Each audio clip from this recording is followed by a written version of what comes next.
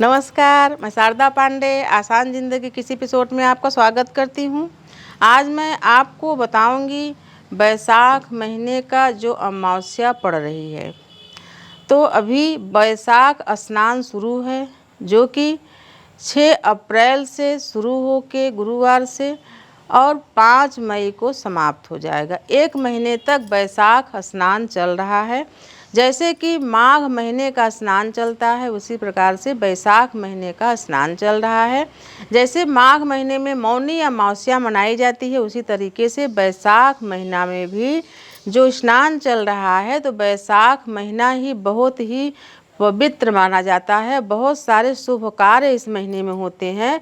तो बैसाख का जो अमावस्या है इस अमावस्या का भी स्नान दान और बहुत सारे इस बार आपको मैं उपाय बताने जा रही हूँ कि जिनके घर में धन की कमी या जैसे बताते हैं कि हमारे यहाँ धन आता है जितना उसका कई गुना धन का खर्चा बना रहता है। 1 महीने भी चलता नहीं है और धन समाप्त हो जाता है।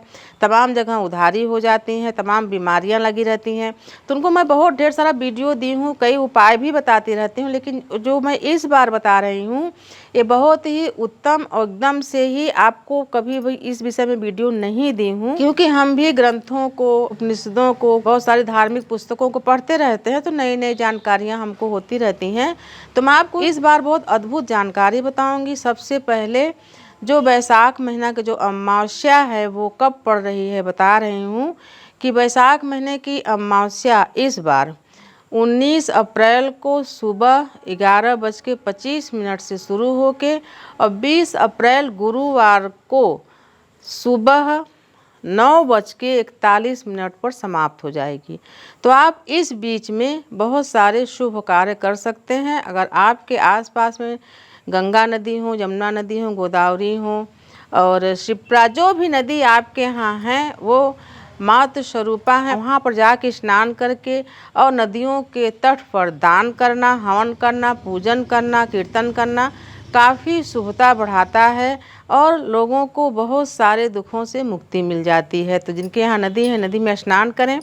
आपको मैं बताऊंगी इस बार गुरुवार के बारे में कि ये अमावस्या गुरुवार के दिन पड़ रही है, यानी कि बुधवार के दिन 11:25 से शुरू हो रहे हैं, लेकिन जो 9:41 गुरुवार के दिन जो अमावस्या पड़ रही है 9:41 तक ही उसका महत्व ज़्यादा रहेगा।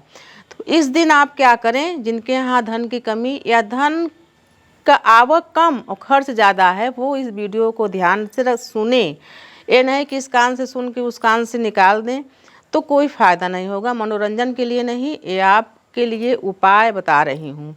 और इसके पहले हम आसान ज़िंदगी में ढेर सारा वीडियो डाले हैं, तो आप एक वीडियो और है निषिद्ध कार्य, उसको भी देख लें कि गुरुवार के दिन क्या क्या नहीं करना चाहिए। उड़द, सरसों, ये सब चीज़ों का इस्तेमाल गुरुवार के दिन क्यों नहीं करना चाहिए, उसको देख लें। और तमाम गुरुवार का पूजा करके दिखाई हूँ कि केला और पीपल का पूजा, जिन कुंवारी लड़कियों के विवाह में विलम्ब है उनके लिए, ये सब सर्च करके आप देख सकते हैं। केसर के तिलक के बारे में बताई हूँ। तो निषिद्ध वीडियो देखने के बाद फिर ये वीडियो जो आपको दे रही हूँ ये आपको बहुत उन्नति की तरफ ले जाएगा। तो जो गुरुवार के दिन, और इसी गुरुवार के नहीं, यानी साल में जितने भी अमावस्या पड़ती हैं उस अमावस्या पर अगर गुरुवार पड़ता है तो आप इस उपाय को करें जो मैं उपाय आपको अभी बता रही हूँ इस गुरुवार को, यानी 20 अप्रैल को। लेकिन ये ध्यान दें कि पूरे दिन नहीं, सिर्फ 9:30 बजे तक, 9:41 तक अमावस्या है। 9:30 बजे तक चीज़ों को जो मैं दान देने के लिए बता रही हूँ इसको इकट्ठा करके मंदिर में चले जाएं। वो चीज़ें क्या हैं, चने की दाल 1 किलो से लेकर जितनी भी आपकी श्रद्धा हो आप दान करें। 1 किलो चने की दाल, ये बेसिक बता रही हूँ कि 1 किलो चने की दाल, कम से कम 100 ग्राम पूजा वाली जो लंबी वाली हल्दी है वो हल्दी, 1 दर्जन केला, या तो 12 केला रहे या 9 या 4 केला रहे, 6 केला नहीं होना चाहिए। तो आप 4, 9 और 12 केला चढ़ाएं और 1 पीला वस्त्र जो कि गमछा दुपट्टा जो एकदम पीला रहे उसको ले लें। कुछ पीले फूल ले लें, जाके स्नान वगैरह करके मंदिर में दान कर दें। मंदिर कौन सी होनी चाहिए? लक्ष्मी नारायण की, भगवान श्री रामचंद्र जी की, कृष्ण जी की, या दुर्गा जी की, लक्ष्मी जी की।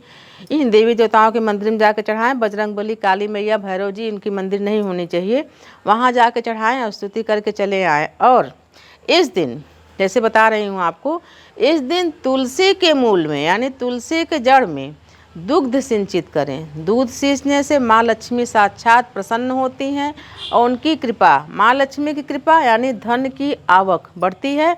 और पीपल में भी दुग्ध और पानी मिला के सिंचित करें, उसका थोड़ा सा तिलक अपने माथे में लगाएं। और गुरुवार के दिन जैसे मैं बताती हूँ कि पूर्णिमा के दिन माँ लक्ष्मी साक्षात पीपल में वास करती हैं, वैसे इस जो गुरुवार की जो अमावस्या है, अमावस्या के जैसे सोमवती अमावस्या की आप कथा पढ़ो, मौनी अमावस्या की आप कथा पढ़ो, तो उसमें जो सुहागन औरतों के लिए जो दिया गया है, पुत्री का कुछ दोष है कुंडली में या जैसे कुछ दोष रहता है वर के मारक के लिए, तो दूर करने के लिए अमावस्या की जाती है। तो उसी तरीके से अमावस्या, ये अमावस्या का भी महत्व है। तो मौन होकर स्नान करना, भगवान श्री हरि विष्णु जी का पूजन करना और अमावस्या तिथि पर पीपल का पूजन करके परिक्रमा करना। तो इस दिन सुबह लेकिन सूर्य उदय से पहले, क्योंकि अमावस्या है, सूर्य उदय से पहले विधिवत पीपल की पूजा करके और दीप जला लें। और आप बुधवार के रात्रि को भी अमावस्या पर्व के नाम से शुद्ध घी का दीपक चौमुखी अगर जला सकें पीपल वृक्ष में, पीपल नहीं तो तुलसी में भी जला सकती हैं बुधवार के, क्योंकि अमावस्या बुधवार के 11:25 पर ही लग जाएगा, तो पूरे दिन अमावस्या मानी जाएगी। और गुरुवार के दिन सिर्फ 9:41 तक ही रहेगा। तो आप जब सुबह की पूजा करें, जब सूर्य उदय नहीं हुए रहेंगे, तब दीपदान पीपल में कर सकते हैं, क्योंकि दोपहर में दीपदान का कोई महत्व नहीं होता है। तो मैं आपको इस बार बता रही हूँ वैशाख अमावस्या के बारे में। जिनकी कुंडलियों में पितर दोष है, पितर दोष समाप्त हो जाता है। अब के जो आपके पास पंचांग है उसमें देख लें कि कब कब अमावस्या पर गुरुवार पड़ता है, तब तब ये सभी चीज़ें यानी चने की दाल, केला और हल्दी और पीले वस्त्र का दान करना, तो धन की बढ़ोतरी यानी जो धन का आवक है वो अनायास ही शुभ मार्ग से बढ़ता जाएगा। और जो आपका खर्च है, अनावश्यक खर्च जैसे बीमारी है और तमाम जगह धन खो जाना, यहाँ वहाँ कोई ले लेता है तो नहीं देता है, तो धन की हानि होती है, तो ये सब चीज़ें रुक जाएंगी। और मैं आपको बता रही हूँ गौ सेवा भी करें। सभी लोग जो हमको देखते हैं, मैं सभी को बार बार यही बोलती हूँ कि सभी लोग व्यसन मुक्त हो जाएं, शाकाहारी भोजन करें, सात्विक आहार लें और बाहर के भोजन, जैसे कि अभी वायरस फिर से फैल रहा है महामारी, तो इससे बच के रहें, क्योंकि सभी लोग इन सब चीज़ों का ध्यान रखेंगे तभी स्वस्थ रहेंगे और तभी सुखी रहेंगे। वैसे भी बहुत सारे लोगों का प्रश्न होता है कि हम कब से पूर्णिमा का व्रत करें, कब से कौन सा व्रत करें। तो अभी 14 तारीख को यानी 14 अप्रैल को खर मास तो समाप्त हो गया, लेकिन क्योंकि गुरु अस्त हैं, गुरु उदित होंगे पूर्व में 29 तारीख को, तो 29 अप्रैल के बाद ही, जैसे बहुत सारे लोगों को बताई हूँ मैं कि पूर्णिमा का व्रत 4 मई से शुरू करो, गुरुवार का व्रत जो है मई महीने में शुरू करो, बहुत सारे बताई हूँ। तो अभी गुरु अस्त हैं, गुरु अस्त में कोई भी नया व्रत शुरू न करें, वैशाख महीने से सभी व्रत शुरू करें, सभी शुभ कार्य शुरू करें। तो आपको मैं वैशाख महीने की अमावस्या के बारे में बताई हूँ।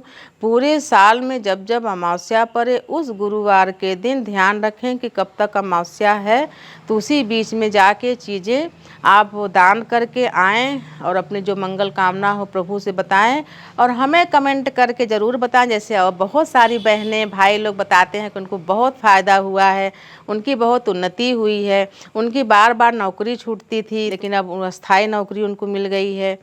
तो ऐसे आपको भी फ़ायदा हो तो कमेंट में ज़रूर बताएंगे। लेकिन इस जो उपाय को बताई हूँ तो इसको विश्वास से और धैर्यता से साल भर करके देखें।